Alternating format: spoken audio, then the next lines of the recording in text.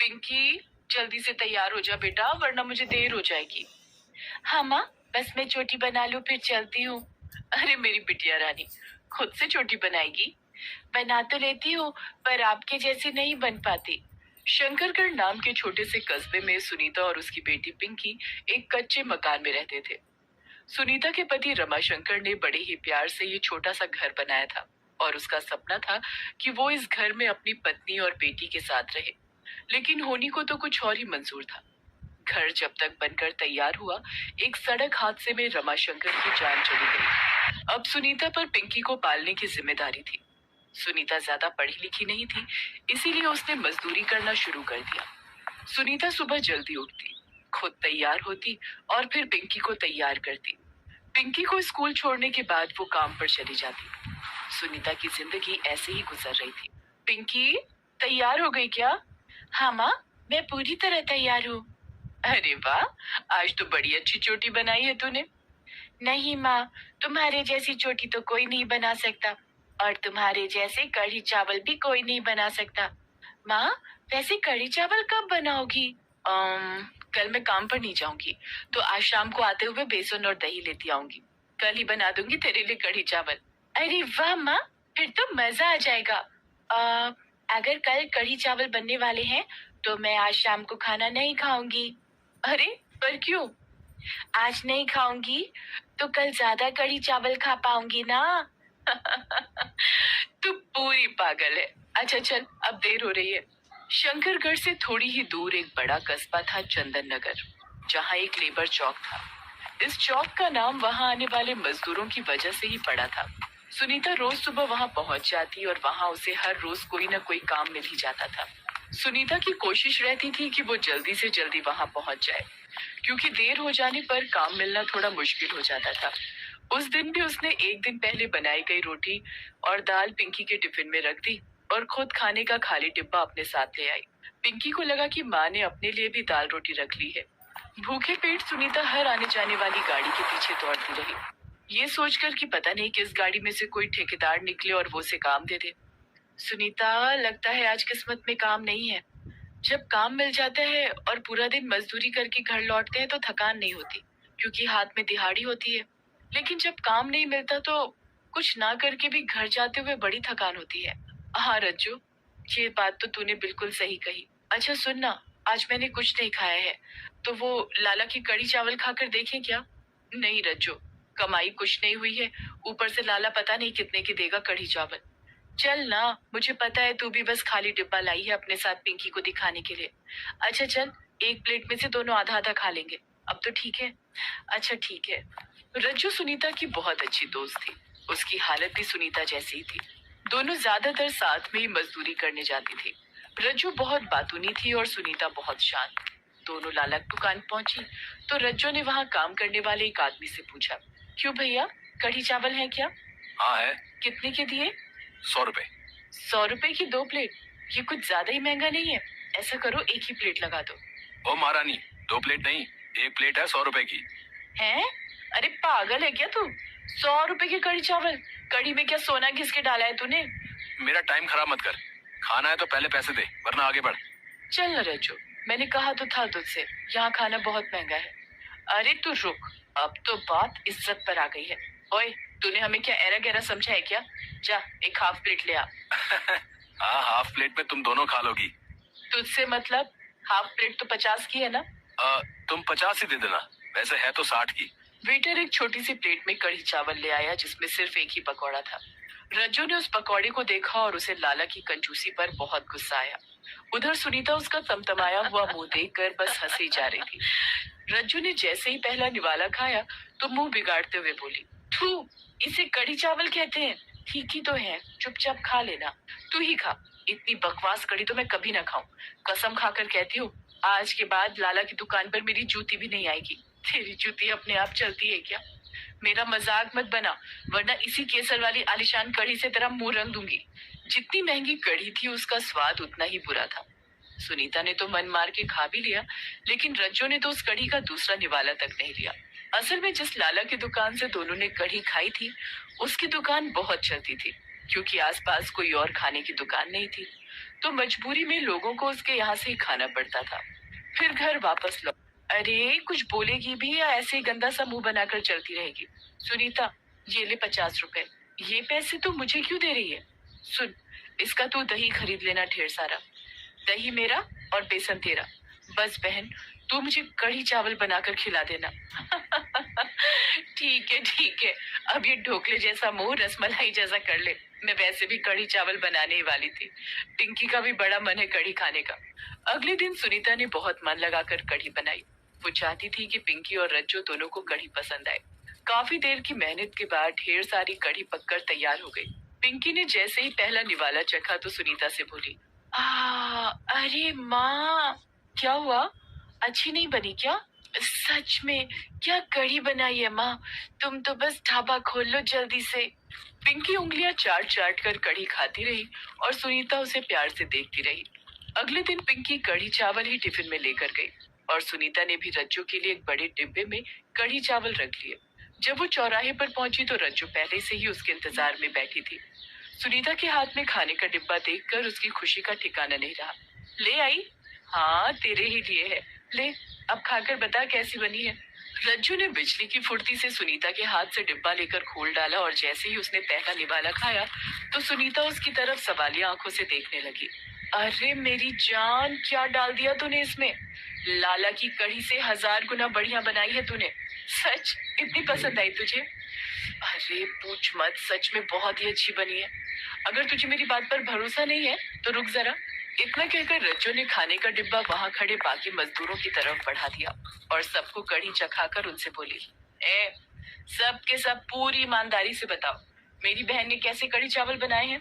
सभी लोगों ने कढ़ी चावल की बहुत तारीफ की।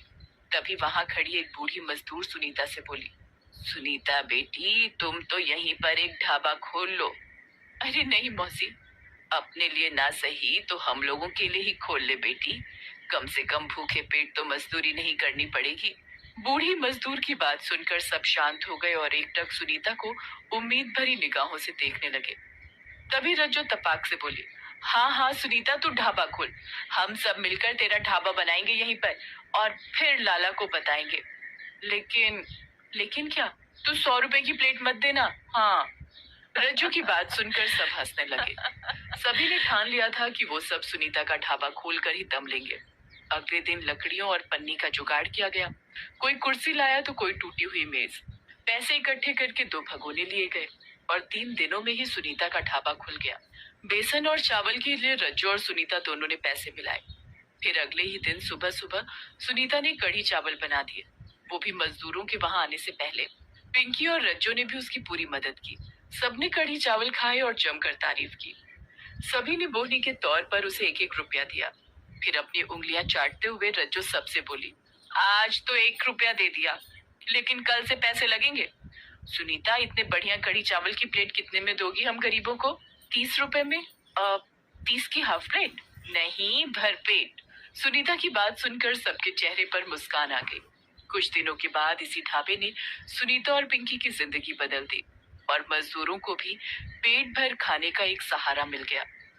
तो दोस्तों, उम्मीद करते हैं आपको ये कहानी पसंद आई होगी। अगर आपने हमारे चैनल को अभी भी सब्सक्राइब नहीं किया है तो चैनल को सब्सक्राइब करें, बेल आइकन पे क्लिक करें, जिससे हमारी आने वाली वीडियो सबसे पहले आपको मिल सके। तो मिलते हैं ऐसे ही नई कहानी के साथ आपको नेक्स्ट वीडियो में। आप सभी को बाय बाय। ये कहानी है रोशनी गाय की। रोशनी एक पालतू गाय थी। उसके मालिक ने उसे बचपन से पाला था और वो उसका बहुत ध्यान रखता था। लेकिन जैसे जैसे रोशनी बड़ी हुई उसकी कदर खत्म होती चली गई। उसका कारण था कि वो दूध नहीं देती थी। एक बार उसके मालिक से उसका पड़ोसी बोला, अरे मोहन, इस बिना दूध वाली गाय का तू क्या कर रहा है? इसे तो किसी कसाई को दे दे, तुझे पैसे मिल जाएंगे, या फिर इसे छोड़ दे। क्या बेवजह इसे चारा खिला के पैसे बर्बाद करता है, हैं? नहीं भैया, मैं ऐसा नहीं कर सकता। भले ही मेरी गाय दूध नहीं देती, पर ये है तो गौ माता। मैं इसे कसाई को नहीं दे सकता और ना ही इसे कहीं छोड़ सकता हूँ। फिर एक काम कर, मेरी बात मान, इसे तू एक बार क्रॉस करा कर देख। बच्चा हो जाएगा तो क्या पता दूध आना शुरू हो जाए। हाँ भाई, मैंने कई बार कराया है, लेकिन हर बार खाली निकल जाती है। इस बार फिर से कोशिश करूंगा। क्या पता बच्चा होने पर इसे दूध आना शुरू हो जाए। वैसे अब ये मेरे किसी काम की नहीं है, पर फिर भी देख लेता हूँ। इतना कहकर पड़ोसी वहां से चला जाता है। मोहन की लाख कोशिशों के बाद भी रोशनी दूध नहीं देती। इस वजह से उसका मालिक उसे सूखा चारा देता था और बाकी जितने भी गाय भैंस थी वो सब हरा हरा चारा खाती थी। एक दिन चंपा गाय रोशनी गाय से कहती है, अरे रोशनी, तेरा जीवन भी क्या जीवन है। मालिक तुझे सूखी सूखी घास देता है और हमें देख हरी हरी ताजा ताजा घास खाते हैं। अगर तू भी दूध दे रही होती तो मालिक तेरा भी उतना ही ध्यान रखते जितना हमारा रखते हैं। हाँ चंपा बहन, मैं जानती हूँ, पर मैं क्या करूँ। दूध आना ना आना मेरे बस की बात नहीं है। मैं तो खुद चाहती हूँ कि मैं मालिक को कुछ तो फायदा करवाऊं, नहीं तो पड़ोसी की बात में आकर क्या पता मालिक एक दिन मुझे सही में कसाई के हवाले कर दे। हाँ रोशनी, ऐसा हो तो सकता है, क्योंकि मालिक तुझे फ्री का कब तक खिलाएगा। तू किसी काम की ही नहीं है। अगर तू दूध देती तो मालिक उसे बेचकर उनका फायदा होता। खैर, अपनी अपनी किस्मत। चल हम चलते हैं, हमारे दूध देने का समय हो गया है। चंपा की बातें सुनकर रोशनी बहुत दुखी हो जाती है। ऐसे ही समय बीत जाता है और कुछ महीने बाद रोशनी गर्भवती हो जाती है। तब बाकी की गायें उसका मजाक बनाती हैं। रोशनी बहन, सुना है तुम गर्भवती हो। हाँ बहन, बस भगवान की दुआ है, इतने साल बाद मुझे ये खुशी मिली है। अच्छा है, पर मुझे एक बात का दुख हो रहा है। जब तुम्हारा बच्चा होगा तुम उसे दूध कैसे पिलाओगी? तुम तो बिना दूध वाली गाय हो, तुम्हारा बच्चा तो भूख से मर जाएगा। शुभ शुभ बोलो बहन, खुद भी तुम माँ हो और ऐसी बातें कर रही हो। मेरे लिए दुआ करो कि जब मेरा बच्चा हो तब मैं भी दूध देने लग जाऊं। तभी वहाँ चंपा गाय आती है। हाँ, अगर ऐसा हुआ तो तुम्हारे लिए अच्छा होगा, पर बहन अगर ऐसा नहीं हुआ तो मैं तेरे बच्चे को दूध पिला दूंगी, पर फिर वो हमेशा के लिए मेरा हो जाएगा। तुम्हें तो पता ही है, मेरा बच्चा जन्म लेते ही मर गया था, तो मुझे भी एक बच्चा चाहिए जो मुझे माँ बोले। रोशनी गाय चंपा को कुछ नहीं बोलती और कुछ समय बाद वो एक बछड़े को जन्म देती है। सबको यही उम्मीद थी कि अब रोशनी दूध देने लगेगी, तो मालिक बोलता है, अब तो मेरी गाय के बछड़ा हो गया, हो सकता है अब ये दूध देने लगे। चलो एक बार कोशिश करते हैं। फिर मोहन रोशनी का दूध निकालने की कोशिश करता है, मगर रोशनी अब भी दूध नहीं देती। हे भगवान, अब मैं क्या करूं? इस गाय ने बछड़ा भी दे दिया, लेकिन इसका दूध तो अभी तक नहीं आ रहा। अगर ये दूध नहीं देगी तो इसका बच्चा दूध कहां से पिएगा? इस गाय का कोई फायदा नहीं है। भला बिना दूध वाली गाय को मैं कब तक पालूंगा? अब मुझे इसे कहीं भेज देना चाहिए। रोशनी चुपचाप अपने मालिक की बात सुन रही थी। वो मन ही मन में बहुत दुखी हो रही थी। तभी रोशनी का बछड़ा उसके पास आकर थनों को खींचने लगता है। खूब खींचता है, लेकिन उसमें से दूध नहीं आता। वो भूख के मारे रोने लगता है। अपने बच्चे को ऐसे रोते देख रोशनी बहुत दुखी होती है और वो भगवान की तरफ देखकर कहती है, हे भगवान, इससे अच्छा तो तू मुझे माँ ही नहीं बनाता। कम से कम मैं ये दुख तो नहीं देखती। तूने मुझे माँ बनने का सुख दिया और मेरा बच्चा भूख से तड़प रहा है। मैं अपने बच्चे को दूध भी नहीं पिला सकती। ये कैसी पीड़ा है भगवान, मुझसे ये दुख नहीं देखा जा रहा। इससे अच्छा तो तू मेरी जान ही ले ले। अगर मैं अपने बच्चे का पेट भी नहीं भर सकती तो मैं माँ कहलाने के लायक नहीं हूँ। रोशनी भगवान से ये सब बातें कर रही थी और तेज तेज रोने लगी। थोड़ी देर बाद वहाँ चंपा गाय आती है और उससे कहती है, रोशनी, तेरा जीवन भी व्यर्थ है। तेरा माँ बनने का क्या फायदा हुआ कि तुम अपने बच्चे को दूध भी नहीं पिला सकती। इससे तो तुम मर ही जाती।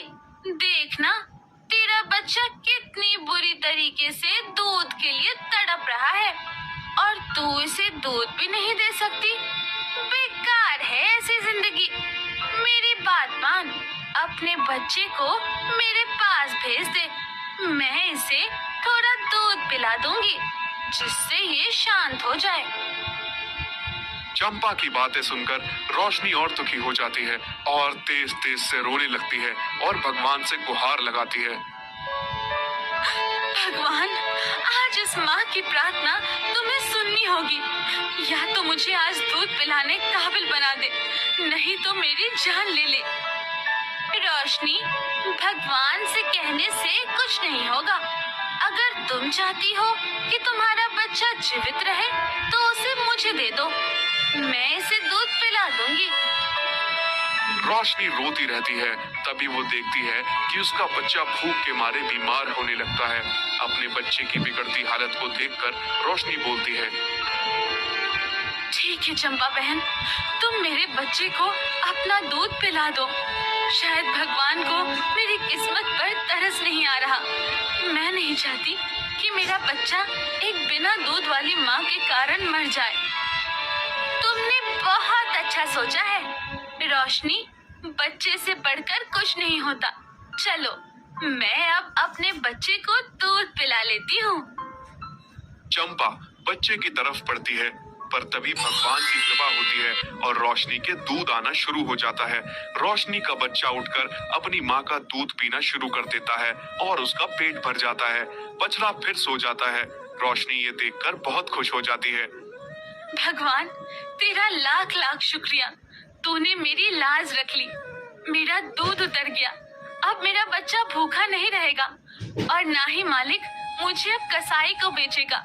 मैं आज दूसरी गाय जैसी हो गई हूँ। अब मुझे कोई ये कहकर नहीं चिढ़ाएगा कि मैं बिना दूध वाली गाय हूँ और मैं बेकार हूँ, व्यर्थ हूँ।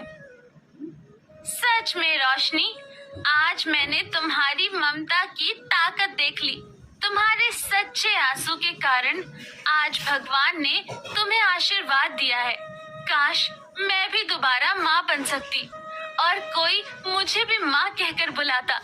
चंपा बहन, एक माँ की तकलीफ एक माँ ही समझ सकती है। इसलिए मैं चाहती हूँ कि आज से मेरे बच्चे की एक नहीं 2 माँ हो। चंपा रोशनी की बात सुनकर उसे गले लगा लेती है। तुम बहुत अच्छी हो रोशनी। मैंने तुम्हारे साथ इतना बुरा किया, तुम फिर भी मेरे लिए इतना सोच रही हो। तुम धन्य हो। अब रोशनी के थनों से दूध टपक रहा था। ये देखकर मालिक भी बहुत खुश हो जाता है और बाल्टी में उसका दूध निकालने लगता है। फिर रोशनी ही सबसे ज्यादा दूध देने वाली गाय बन गई और मालिक उसे बेचकर अच्छा खासा मुनाफा कमाने लगा। यदि आप ऐसी कहानियाँ और देखना चाहते हैं तो हमारे चैनल को सब्सक्राइब करें और बेल आइकन पर क्लिक करें। नई बहू के जादुई हाथ। देवी के बेटे राजवीर से हो जाती है, जिसके बाद वह बहू बनकर ससुराल आ जाती है। उसके चेहरे पर खुशी की चमक होने के बजाय एक अलग ही उथल पुथल उभरी हुई थी। तभी उसकी सास शकुंतला कहती है, रुचिका बहू, जल्दी से इस कलश को अपने शुभ कदमों से ससुराल में बिखेर कर गृह प्रवेश कर। जी माँ जी। सुन बहू, शादी ब्याह के भाग दौड़ में तो थक गई होगी। आज रात निश्चिंत होकर नींद पूरी कर ले, क्योंकि असल मायने में ससुराल का सफर तो कल की पहली रसोई से शुरू होगा। खाने के नाम भर से ही बहू बेचारी बड़े खौफ से भर जाती है और आधी रात बिस्तर पर आंखें खोले खुद में फुसफुसा पड़ती है।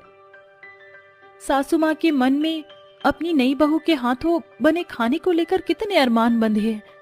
पता नहीं कल क्या होगा जब उन्हें ये पता चलेगा कि मुझे खाना बनाना नहीं आता। ये खौफ मुझे अंदर ही अंदर खाए जा रहा है। सुबह होने पर रुचिका साफ सफाई करने के बाद नहा धोकर रसोई घर में पहुंच जाती है। तभी उसकी सास रसोई में आती है। प्रणाम माँ जी, सदा सुहागन रहे। अच्छा सुन बहू, जैसा कि मैंने तुझे कल रात बताया था, तो तू पहली रसोई में पूरी, छोले और मीठे में हलवा बना देना। मैं मंदिर जा रही हूँ। सास के चले जाने पर बहू कहती है, मैं जानती हूँ कि आज के इस खाने की रस्म के बाद माँ जी मुझे घर से चलता कर देंगी, मगर मैं कोशिश करूंगी। बहू माँ अन्नपूर्णा का नाम लेकर खाना बनाने में लग जाती है। तभी उसके दोनों हाथ बिना रुके खुद ब खुद खाना बनाने में चल पड़ते हैं। ये मेरे हाथों को हुआ क्या है? ये खुद ब खुद खाना कैसे बना रही हैं? जबकि मुझे इस बात का इल्म ही नहीं कि इस खाने में कितना मिर्च मसाले डालने चाहिए। अभी सिर्फ 15 मिनट ही बीते थे, उतने में नई बहू ने अपने हैरत अंगेज हाथों से पहली बार रसोई का खाना बनाकर मेज पर परोस दिया। ये देखकर राजवीर बोलता है, अरे वाह रुचिका, इतने कम समय में तुमने खाना तैयार कर दिया। अरे बहू, इतनी जल्दी खाना बना दिया?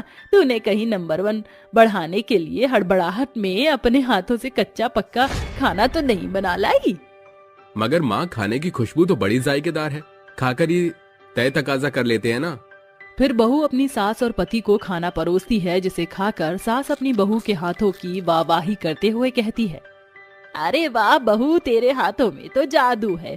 क्या जायकेदार खाना बनाया है तूने, तन मन खुश कर दिया। तेरे हाथों में साक्षात माँ अन्नपूर्णा बिराजे बैठी है बहू। सास के मुंह से तारीफ सुनकर नई बहू बोलती है, अब मैं माँ जी को कैसे बताऊं कि जिन हाथों ने ये खाना बनाया है वो खुद मेरे बस में ही नहीं थे। नई बहू सारा दिन अपने कमरे में बैठकर हाथों को निहारती है। तभी एक साया उसके सामने आ खड़ा होता है। रुचिका बेटी। माँ आप? अच्छा हुआ जो आप मेरे सामने आ गई। माँ, मेरे हाथों को पता नहीं क्या हो गया, आज रसोई में ये खुद ब खुद खाना बना रहे थे। रुचिका, मैं वही राज तुम्हें बताने आई हूँ। हमारे घराने की बेटियों के हाथों को पुरखों के समय एक वरदान मिला था। कैसा वरदान माँ? दरअसल तुम्हारे दादा परदादा हर महीने की पूर्णिमा को भूखे भिखारियों को खाना खिलाते थे। इसलिए माँ अन्नपूर्णा ने खुश होकर फलस्वरूप ये वरदान दिया कि हमारे घर की बेटी की शादी के बाद पहली रसोई की रस्म में उसके दोनों हाथ नई बहू के जादुई हाथों में बदल जाएंगे। तुम्हारी जादुई हाथ किसी भी हालत में तुम्हारा साथ नहीं छोड़ेंगे। अलविदा बेटी। उस रोज से नई बहू रोजाना अपने जादुई हाथों से स्वादिष्ट खाना बनाया करती। एक सुबह शकुंतला अपनी बहू से बोलती है, अरे रुचिका बहू, जरा यहाँ तो आना। जी सासू माँ, आपने बुलाहट दी? हाँ बहू, वो क्या है, आज ना सुबह से तेरी सास को खीर खाने का बड़ा मन है, बना दोगी क्या? हाँ हाँ, क्यों नहीं माँ जी, सास का हुक्म सर आंखों पर। बहू झटपट से रसोई में आ जाती है और अपने जादुई हाथों से बोलती है, चल मेरे जादुई हाथ, दे दो नई बहू का साथ। मेरी सासू माँ को खीर खाना है, तुम जल्दी से खीर का सामान यहाँ स्लैब पर रख दो। इतना कहते ही नई बहू के जादुई हाथ लंबे होकर हवा में लहराते हुए दराज में रखे खीर बनाने के सभी सामान को स्लैब पर बटोर देती है, जिसके बाद बहू के जादुई हाथ खीर बनाना शुरू करती हैं।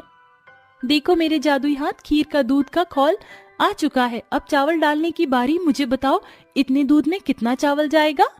बहू को उसके सवाल का जवाब मिल जाता है जब उसके दोनों जादुई हाथ 2 अंजुल चावल और 4 मुट्ठी चीनी डालकर पतीले में पका रहे खीर को घुमाने लगते हैं। कुछ देरी के बाद बहू के जादुई हाथ रुक जाते हैं। लगता है खीर पूरी तरह से पककर खाने के लिए तैयार हो गई, इसलिए मेरे जादुई हाथ रुक गए। फिर बहू एक कटोरी खीर लेकर अपनी सास के पास लाती है, जो मेज पर बैठी हाथ मलते हुए कहती है, अरे वाह बहू, खीर की खुशबू तो बड़ी ही लाजवाब आ रही थी। ऐसा लग रहा था जैसे रसोई में रसमलाई पक रही हो। जल्दी से परोस दे, खीर खाने के लिए मेरी जीभ लपलपा रही है। सास में शुमार खीर खाने की खुमारी देखकर बहू जोर जोर से हंस पड़ती है। तभी खीर की खुशबू से मांद कर मोहल्ले की औरतें शकुंतला के घर में घुस आती हैं। अच्छा, तो ये खीर की खुशबू हमारी सखी शकुंतला के घर से आ रही थी। तू तो बड़ी चंट चटोरी निकली शकुंतला, अकेले अकेले ही नई बहू के हाथों का स्वाद चखे जा रही है। ला दे, अब तो ये खीर तो हम सहेलियों की खुराक बनेगी।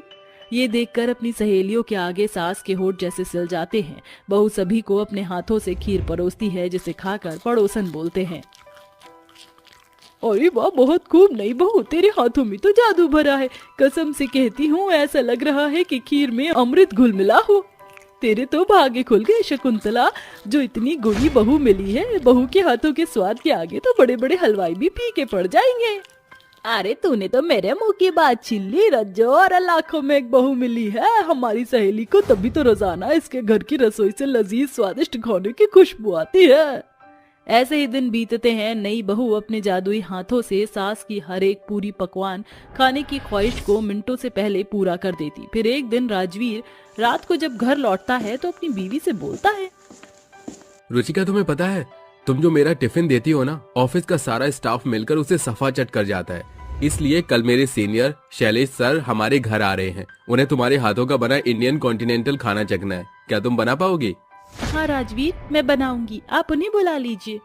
अगले दिन बहू बाजार से खाना बनाने का सामान खरीद कर लाकर बोलती है, चलो मेरे जादुई हाथ, दो मेरा साथ, क्योंकि आज इस नई बहू को विलायती खाना पकाना है जिसमें पास्ता, पिज्जा, मोमोज और नूडल्स जैसी चाइना टाउन का खाना है। इसलिए मुझे अपने जादुई हाथों की हेल्प की बेहद जरूरत है। बहू के दोनों हाथ तेजी में सब्जियों की काटा पीटी करके कॉन्टिनेंटल खाना बनाते हैं। एक जादुई हाथ से बहू नूडल्स बनाती तो दूसरे से पास्ता। कुछ देर बाद, शुक्रिया मेरे जादुई हाथ, तुमने मेरी बहुत हेल्प की। अब फटाफट से मेज पर खाना लगाती हूँ। थोड़ी देर बाद सभी चाय पीकर बैठकर खाना खाने लगते हैं और तभी राजीव का सीनियर शैलेश कहता है, भाई वाह भाभी, क्या कॉन्टिनेंटल खाना बनाया है। आप चाहें तो अपने हाथों के स्वाद से बड़े बड़े शेफ की छुट्टी कर दे। मजा आ गया। राजवीर, कल से तुम मेरे मैनेजर बनकर काम करोगे। Thank you so much sir. सभी जन मिलकर बहू की बड़ाई कर रहे थे, मगर बहू मन ही मन अपने जादुई हाथों को शुक्रिया अदा कर रही थी। शुक्रिया मेरे जादुई हाथ, तुमने ससुराल में पहले दिन से ही मेरी हेल्प की। तुम्हारे नपे तुले मिर्च मसाले से भरपूर खाने के स्वाद नहीं, मेरे रिश्तों में मिठास घुल चुका है। नई बहू के हाथों के जादू से शकुंतला हर घर में पहचानी जाने लगी। अब राजवीर का पद भी ऊंचा उठ गया और ये केवल नई बहू के जादुई हाथों के भरपूर स्वाद के मेल मिठास से नामुमकिन हो सका। भिखारी ननद भाभी बनी करोड़पति। दौलतपुर गांव में चेताली और मिताली नाम की ननद भाभी रहा करती थी। मिताली का पति प्रवीण कपड़ों का थोक व्यापारी था जो बड़े बाजार में होलसेल में कपड़े बेचा करता था। उनका जीवन कम में भी खुशी के साथ रहा करता था। ननद भाभी में बहनों जैसा प्यार था। चैताली, जरा दरवाजे पर देखो तो तुम्हारे भैया कहाँ रह गए?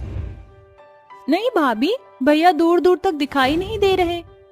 ये सुनकर चैताली सुर्ख लाल साड़ी में सजी धजी हुई रसोई घर से बाहर आकर सोफे पर बैठ जाती है। तभी चैताली मुस्कुराते हुए कहती है, बेचारी मेरी भाभी, इतने घंटे लगाकर मेरे भ्राताश्री के लिए सजी धजी, लगता है भैया के आने तक आपके चेहरे का मेकअप मात दे जाएगा। चैताली, आज के दिन तो अपनी भाभी को मत सताओ। अरे भाभी, आज का दिन तो बेहद खास है, क्योंकि आज ही के दिन तो ठीक 3 साल पहले हम दोनों भाभी और ननद के नाते में बंधी थी। मैं भगवान की शुक्रगुजार हूँ जो मुझे माँ जैसी भाभी मिली। चैताली अभी ऐसा कही रही थी कि अचानक तेज आंधी तूफान उठ जाता है और बिजली की गड़गड़ाहट, पूरे गांव में नगाड़े की नाई गूंज उठती है। ये देखकर मिताली घबरा कर कहती है, ये अचानक से मौसम को क्या हो गया, जाने प्रवीण कहाँ रह गए। मिताली अभी ऐसा कही रही थी तभी फोन की घंटी पूरे घर में गूंज उठती है। चैताली झट से फोन उठाती है। तभी वह कुछ ऐसा सुनती है कि फोन झुंझलाहट के साथ उसके हाथों से छूट जाता है। क्या हुआ चैताली? फोन पर कौन था? भाभी, भैया। इतना कहने के बाद दोनों ननद भाभी भरी बरसात में नंगे पांव दौड़ती भागती हुई एक सड़क पर पहुंचती हैं, जहां खड़ी भीड़ को चीरते हुए वह देखती हैं कि प्रवीण बिजली की तारों में मरा पड़ा है। प्रवीण का चेहरा पीला पड़ चुका था। कुछ देर बाद बरसात तो थम जाती है, मगर ननद भाभी के आंखों के आंसू सूखने का नाम नहीं लेते। 2 दिन बाद, ये सब क्या हो गया भाभी? भैया हमसे दूर क्यों चले गए? शायद भगवान को हमारी खुशियां खल रही थी चैताली, इसलिए तो उसने क्षण भर में हमारे हंसते खेलते घर परिवार को क्षणभंगुर कर दिया।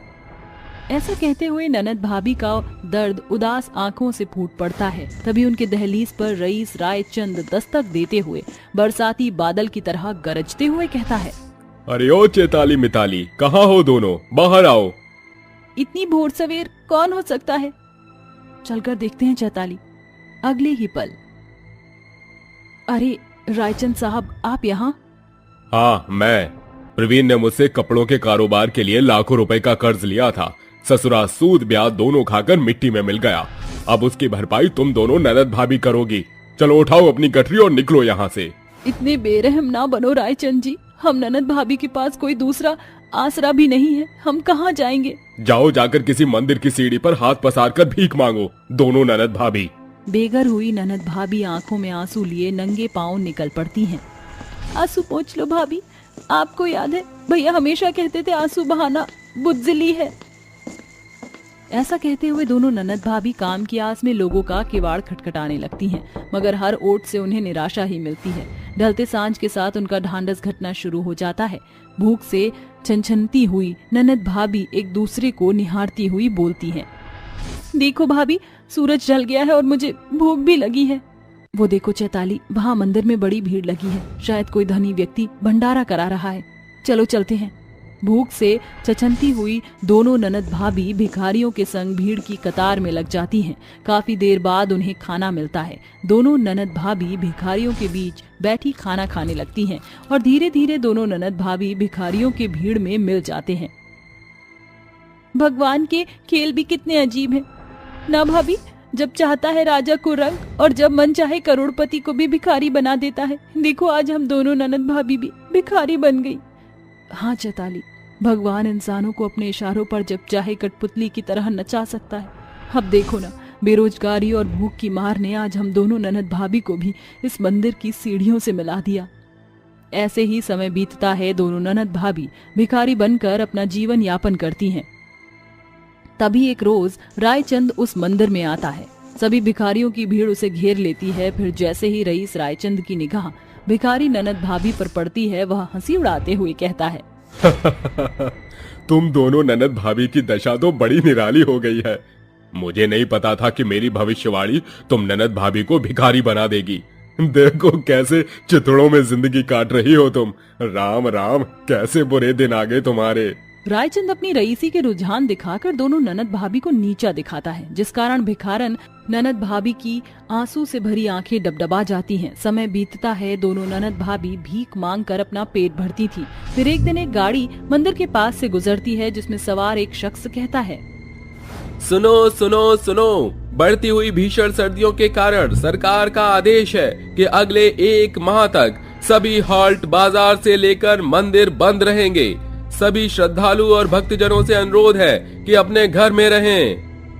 ऐलान सुनकर भिखारी ननद भाभी झुंझला उठती हैं। शब्द मानो उनका साथ छोड़ देते हैं। तभी वह कहती हैं, अब क्या होगा भाभी, मंदिर के द्वार बंद पड़ने से हम ननद भाभी तो दाने दाने के घटी के चलते भूखे मर जाएंगी।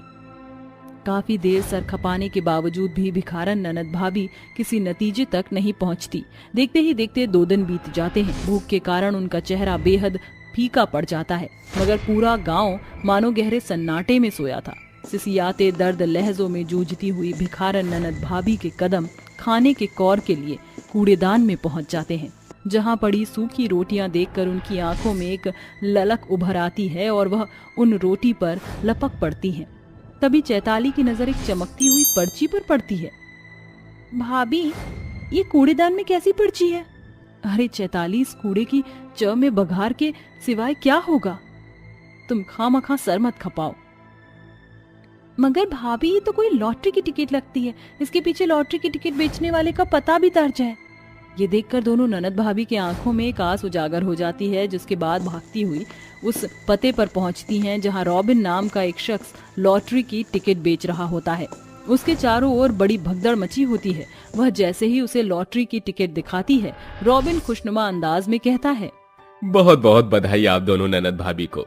भैया, आपकी पूरे 5 करोड़ की लॉटरी लगी है। रॉबिन के मुंह से इतनी बड़ी रकम सुनकर दोनों ननद भाभी की आंखें फटी की फटी रह जाती हैं। 5 करोड़? भाभी, मुझे तो अपने कानों पर भरोसा ही नहीं हो रहा कि हम दोनों करोड़पति बन गई। रॉबिन की सहायता से ननद भाभी की लॉटरी की रकम मिल जाती है, जिसके बाद वह रायचंद के कर्ज के बड़े बोझ को चुकता करके अपना घर वापस पा लेती हैं और उस मिट्टी पर एक आलीशान बड़े से घर की नींव रखती हैं, जहां ऐशो आराम की सभी चीज मुहैया होती है। और मुंडेर पर खड़ी पूरे गांव को निहारती हुई कहती हैं, देखो भाभी, एक बार फिर हम ननद भाभी के भले दिन आ गए हैं। अब हमें अपनी पेट की आग बुझाने के लिए किसी के आगे हाथ फैलाकर भीख नहीं मांगना पड़ेगा। हाँ चैताली, अब हमें दर दर की ठोकर खाते हुए भूखे प्यासे ठंड में ठिठुरना नहीं पड़ेगा और ना हमारे पाँव को पत्थर से ठेस लगेगी।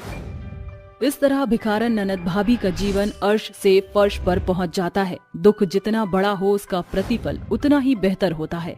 कल तक जो नंद भाभी भीख पर निर्भर थी, आज वह भिखारियों को निष्दिन खाना बांटती नजर आती हैं।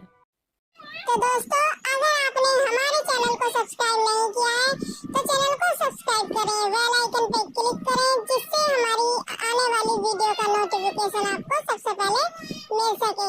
तो मिलते हैं ऐसे ही नई कहानी के साथ नेक्स्ट वीडियो में। आप सभी को राधे